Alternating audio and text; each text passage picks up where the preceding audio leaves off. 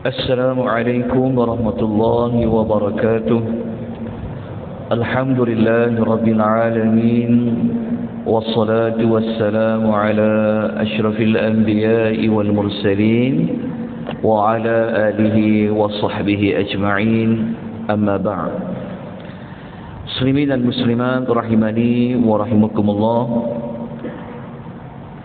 Pagi ini kita akan masuk kepada ayat yang ke-8 dalam nota yang bercetak berada pada muka surat yang ke-70. Kalau tuan-tuan melihat secara soft copy, dia berada pada slide nombor 143.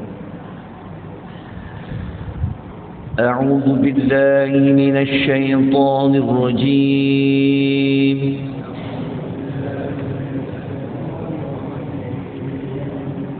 ثم جعل نسله من سلالة من ماء مهين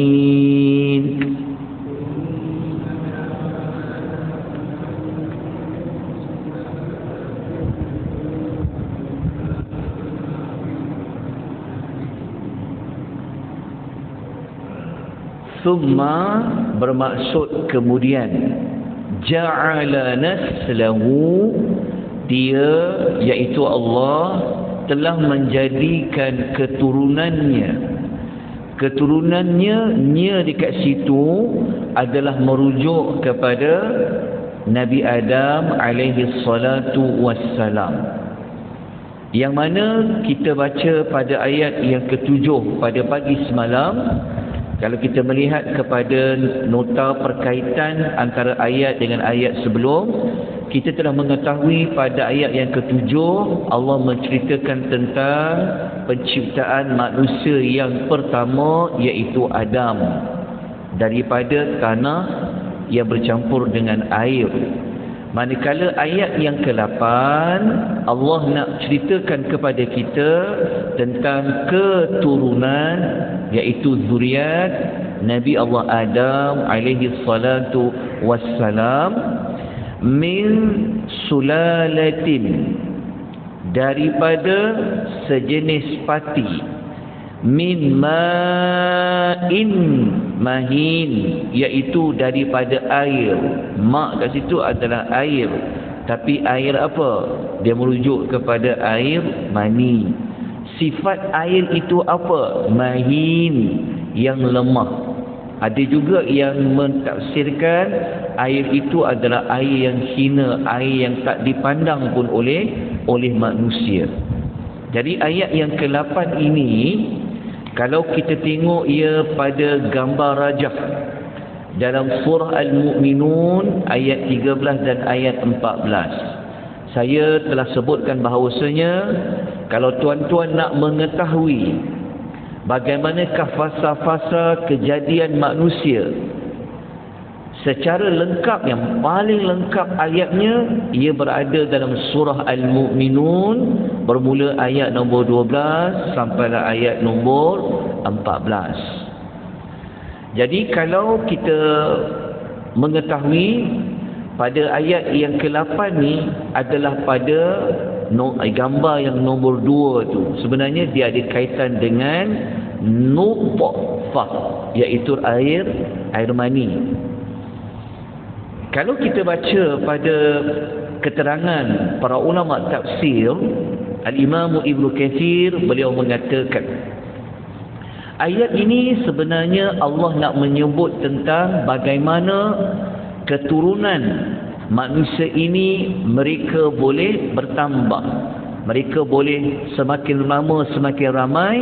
Kata beliau, mereka saling mempunyai keturunan yang dia berpunca dari air mani yang keluar dari tulang sulbi lelaki dan tulang dada perempuan. Kalau tuan-tuan nak cari ayat dalam Quran yang kata air mani itu keluar daripada tulang dada perempuan, tulang sulbi lelaki, tetap boleh rujuk dalam surah At-Tariq. Ayat yang Allah menyebutkan yakhruju min bainis sulbi wat taraib. Nah, tuan akan mengetahui tentang macam mana manusia ini semakin lama semakin banyak keturunan dan zuriat dia. Kita pun sudah sedia maklum daripada air mani lelaki dan air mani perempuan. Tapi dalam ayat tadi itu dia nak fokus kepada air yang mahin. Dalam tafsir Jami' li Ahkamil Quran, Al-Imam Qurtubi mengatakan, beliau menukilkan kata-kata Az-Zajjaj. Saya tersalah tulis dua kali tu. Kalau Al-Za tu tetap buang satu, sebenarnya adalah Az-Zajjaj. Az-Zajjaj beliau mengatakan ma'in mahin adalah merujuk kepada air yang lemah. Ada para ulama lain mengatakan air itu adalah air yang tidak dipedulikan oleh mana-mana manusia.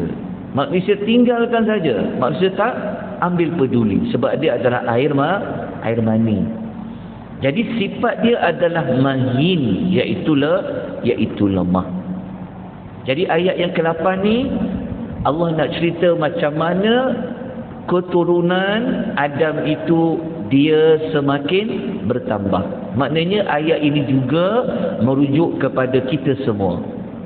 Macam mana manusia ini semakin bertambah, ada keturunan, ia berpunca daripada air yang lembah. Okay. Izinkan saya untuk berkongsikan beberapa fasa yang penting bagi kejadian keturunan anak-anak Adam. Semalam kita dah sebut sedikit maklumat bagaimana fasa-fasa utama kejadian Nabi Adam. Jadi kita tengok pula macam mana kejadian keturunan anak-anak Adam. Okey, ada 3 fasa yang utama. Yang pertama adalah fasa an-nutfatu, iaitu fasa air mani. Yang ni nanti kita akan tengok air mani ni pula di dalam Al-Quran dia ada 4 fasa pula. Kita bahagikan kepada 4 peringkat pula. Setelah air mani, fasa kejadian keturunan Adam ini adalah fasa at-takhliqu, iaitu fasa bagaimana Allah mencipta tu. Allah mencipta seketul darah, segumpal darah. Lepas tu Allah jadikan seketul daging. Lepas tu Allah jadikan tulang. Allah balut tulang tu, iaitu dekat fasa yang kedua. Jadi itu dipanggil fasa at-takhliqu. Fasa yang kedua ni, kalau tuan-tuan rujuk pada gambar yang saya letakkan, gambar surah Al-Mu'minun tu, fasa kedua tu dia bermula daripada fasa yang nombor 3. 4, 5, 6, 7. 7 tu, yang ke-8 tu nanti dia dah masuk kepada fasa yang ketiga, iaitu an-nash'atu. Fasa an-nash'atu ni maknanya kita dah jadi orang yang sempurna. Jadi itulah diri kita sebenarnya yang kadang-kadang kita lupa untuk renung, fikir asal usul kejadian kita. Tapi ayat nombor 8 tadi kita nak fokus kepada fasa yang pertama, iaitu dari sudut an-nutfah, air mani. Okey. Jadi kita ambil sedikit maklumat tentang 4 peringkat air mani itu pula disebutkan oleh Allah di dalam Al-Quran. Dapatan saya, kalau saya tersalah menyebut maklumat ni, saya mohon tuan-tuan tolong betulkan ya. Okey. Jadi dapatan dibaca dalam kitab-kitab yang menceritakan tentang biologi manusia di dalam Al-Quran, maka didapati fasa yang paling awal sekali adalah fasa al-ma'ud dafiq. ataupun dia di bawah ma'un mahin. Ma'ud dafiq tu apa? Kalau kita tengok pada sebelah dia, iaitu fasa air yang terpancut. Maknanya air yang lemah tadi. Maknanya nombor satu, air mani tu dia mesti air yang dafiq. Dia mesti terpancut dulu.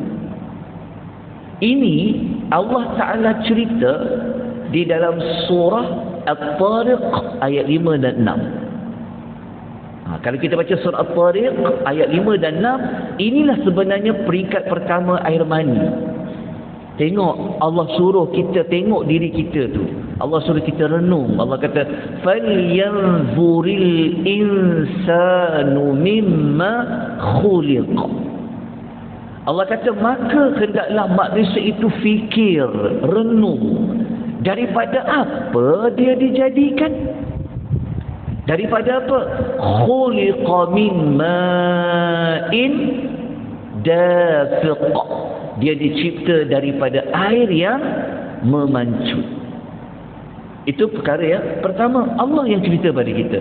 Tetapi Allah minta kita fikir, renung. Okey. Kemudian peringkat yang kedua, dia panggil peringkat as-sulalah.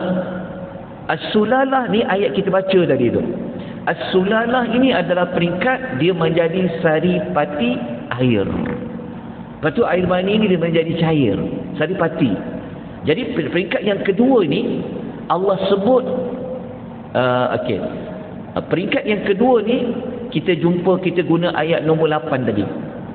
Ayat yang kita baca tadi suratus Sajadah, kan Allah kata thumma ja'ala naslahu min sulalah. Min sulalah. Itu peringkat yang kedua. Kemudian dengan kekuasaan Allah jadikan tadi daripada air terpancut daripada lelaki, daripada perempuan, akhirnya dia bercampur. Yang bercampur itu dia panggil an-nutfatu amsyajin. Nutfah amsyaj. Nutfah amsyaj kita boleh rujuk dalam surah Al-Insan. Tuan nampak tak bagaimana saya harap tuan-tuan jelas kenapa selepas surah Sajadah rakaat yang kedua Jumaat kita sambung dengan surah Insan.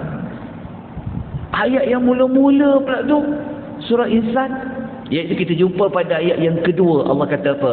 Inna khalaqnal insan min nutfatin amsyajin. Allah kata sesungguhnya kami telah menciptakan manusia bermula daripada setitis air mani yang bercampur. Yang bercampur tu apa? Air mani perempuan dan air mani lelaki. Sedarlah kita ni sebenarnya hanyalah air mani saja. Tapi kadang-kadang itulah dia jadi alpa, dia jadi ghaflah, dia lupa diri dia. Okey, selesai untuk peringkat yang ketiga. Peringkat yang keempat, setelah air mani itu dia bercampur, maka ia akan berlakulah persenyawaan antara dua benih yang dia berada di rahim ibu. Yang keempat ni, peringkat keempat ini Allah ada nyatakan di dalam surah Al-Mu'minun ayat yang ke-13 yang saya sebut tadi itu. Ayat yang paling lengkap nak cerita tentang peringkat kejadian manusia dia berada di surah Al-Mu'minun. Tengok Allah kata apa? Thumma ja'alnahu nutfatan fi qararin makin. Kemudian kami jadikan saripati air mani itu berada pada tempat yang kukuh. Tempat yang kukuh tu di mana? Di rahim ibu. Jadi kalau kita tengok dalam flowchart tu, yang nombor 4 tu kita namakan dia an-nutfatu fi qararin makin. Tapi tak habis lagi. Yang tu yang kita tak kena sambung. Kita kena sambung kepada, kalau kita tengok dekat gambar rajah yang kita tengok gambar rajah yang gambar surah Al-Mu'minun ni, lepas tu dia berlaku lah dalam tu, jadi daging dan sebagainya. Baik, tuan-tuan perempuan rahimani wa rahimakumullah, ayat yang ke-8 yang kita bincang ni sebenarnya fasa yang peringkat yang keberapa air mani? Ia adalah daripada peringkat yang pertama, air yang lemah. Baik, tuan-tuan perempuan rahimani wa rahimakumullah, apa yang kita dapat belajar pada pagi ini? Apa pesanan Allah yang kita boleh ambil manfaat? Apa yang Allah nak ingatkan kita pada pagi ini? Dan alhamdulillah, tuan-tuan dan perempuan, setiap minggu pada pagi Jumaat diingatkan tentang ayat-ayat ini. Jadi moga-moga daripada ayat yang ke-8 ini, pengajaran yang kita boleh ambil, kita boleh mempelajari bahawa asal usul manusia ini ialah tiada. Macam mana kita boleh ada? Ia berpunca daripada air mani. Okey, yang kedua, kita dapat belajar bahawasanya keturunan anak-anak Adam berasal dari air yang lemah dan yang dipandang hina, dipanggil ma'in mahin. Maknanya kita ni asalnya daripada air yang hina di sisi Tuhan. Jadi janganlah kita takbur, jangan kita membesar diri, jangan kita meninggi diri. Kita ni semua sama saja, tak ada beza. Siapa pun kita, jawatan kita apa pun kita ini semuanya di sisi Allah itu adalah sama. Nanti waktu kita baca ayat 11, kita baca satu lagi nanti ayat, kita akan jumpa Allah kata hujung kita ni pun sama. Apa hujung kita? Semua sama, tuan-tuan. Hujung kita, siapa pun kita kat muka bumi ni, hujungnya kita mati. Betul tak? Mula kita sama, hujung kita pun sama. Jadi kenapa kita perlu nak membesar diri? Kenapa kita perlu nak meninggi diri? Kenapa kita perlu sombong? Kenapa kita perlu takbur? Itu yang Allah minta kepada kita tiap-tiap pagi Jumaat. Engkau tunjukkan rendah diri, engkau tunduk engkau dengan sujud sajadah. Baik. Ayat ini nanti kita masuk pengajaran dia, tindakan dia pada ayat-ayat yang lain. Saya rasa tuan-tuan pun tahu apa tindakan yang boleh kita ambil. Kita boleh gunakan tindakan yang sama macam ayat nombor 7. Baik, kita teruskan dengan ayat nombor 9. Ayat nombor 9 ni masih lagi Allah nak cerita tentang macam mana manusia itu Allah hidupkan.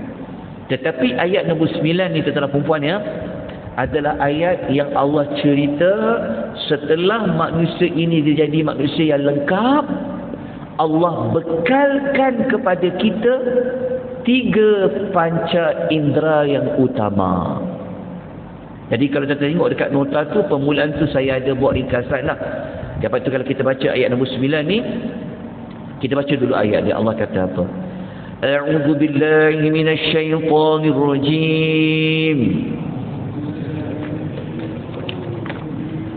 Thumma sawwahu wa nafakha fihi min ruhihi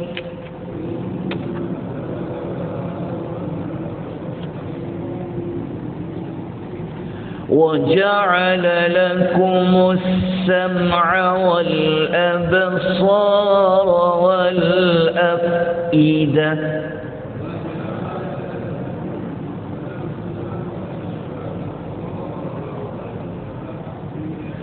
قَلِيلًا مَا تَشْكُرُونَ.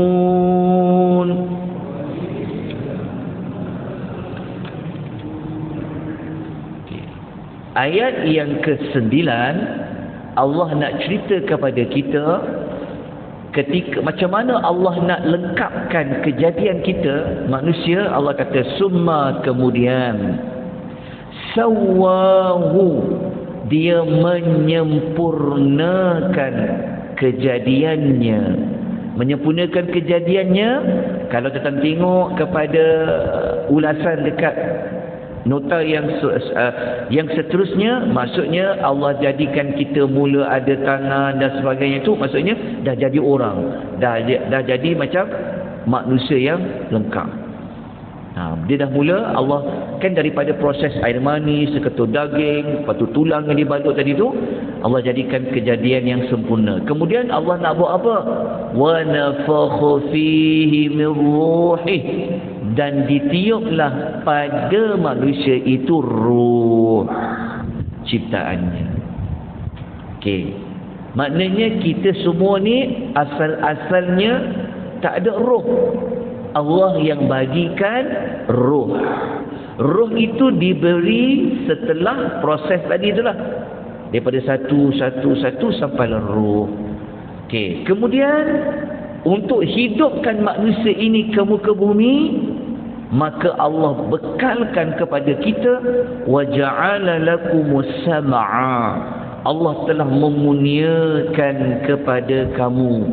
Kita tengok ya, ayat ni dia ada macam dia dah berubah cara Allah nak cakap dekat kita. Tengok, mula-mula Allah kata apa? Mula-mula kan Allah katanya, betul tak?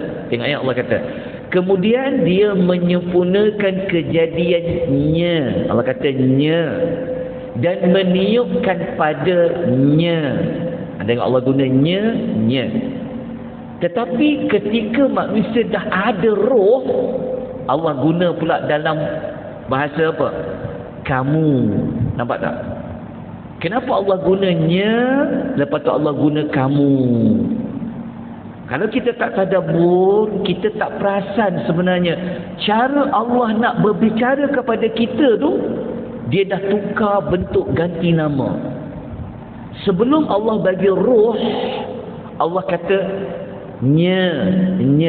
Tapi setelah Allah bagi roh, Allah gunakan, dia telah mengurniakan kepada kum, kamu.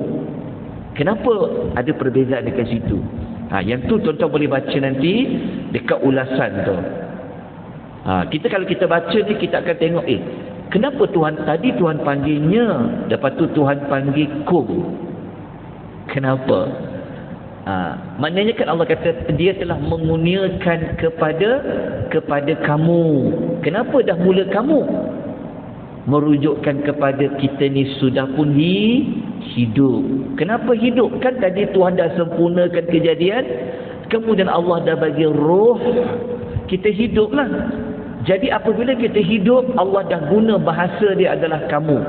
Dia telah mengurniakan kepada kamu pendengaran, wal adfar, penglihatan. Okey, dekat ayat tu kalau boleh tuan-tuan catat sikit, adfar dekat situ maknanya plural, penglihatan. Tapi dekat sam'a Allah gunakan singular, pendengaran. Nanti saya akan kupas pada hari berikutnya. Kenapa? Kemudian Allah kata wal afidah, Allah bekalkan hati. Afidah ni tuan-puan ya, afidah ni dia ada kaitan dengan qalbu. Besok saya akan terangkan konsep dada. Dalam dada ada qalbu, dalam qalbu ada fuad, dalam fuad dia ada lub. Faham tak maksudnya? Maksudnya kita ni, ayat ni sebenarnya Tuhan nak cerita tentang fuad. Fuad tu afidah. Jadi Allah bekalkan kita 3. Boleh mendengar, boleh melihat. Lepas tu Allah bagi afidah, iaitu hati. Allah bagi 3 ni. Kemudian Allah kata, sedikit daripada kamu yang dia bersyukur. Kenapa sikit yang bersyukur? Kenapa ramai tak bersyukur? Macam mana cara bersyukur? Nanti kita kena sambunglah pada kuliah besok pagi. Tak sempat nak habiskan juga ayat yang ke-9. Kita tak perlu terkejar-kejar. Satu persatu kita belajar. Yang paling penting faham. dan kita tahu apakah petunjuk yang kita boleh ambil daripada ayat yang ke-9. Jadi insya-Allah besok kita sambung lagi perbincangan tentang ayat yang ke-9. Jadi saya besok kita kena buat beberapa catatan tambahan lah, kerana saya akan berikan beberapa maklumat tambahan yang tiada dicatat di dalam nota. Moga-moga kita dapat rahmat dari Allah Azza wa Jalla. Allah menghapuskan dosa kita, Allah memberikan rahmat kepada kita, dan Allah sentiasa membimbing kita agar kita menjadi manusia yang hamba, yang tunduk, yang patuh, yang pasrah kepada ketentuan dari Allah Azza wa Jalla. Kita sudahi pengisian kita dengan memohon keampunan, iaitu dengan kita membaca tasbih penghapus dosa, tasbih kafarah. Subhanakallahumma wa bihamdika asyhadu an la ilaha illa anta astaghfiruka wa atubu ilaik. Wal 'afur innal insana lafi khusr ila alladhina amanu wa 'amilus salihat wa tawasaw bil haqq وتواصوا بالصبر وبالله التوفيق والهداية والسلام عليكم ورحمة الله وبركاته.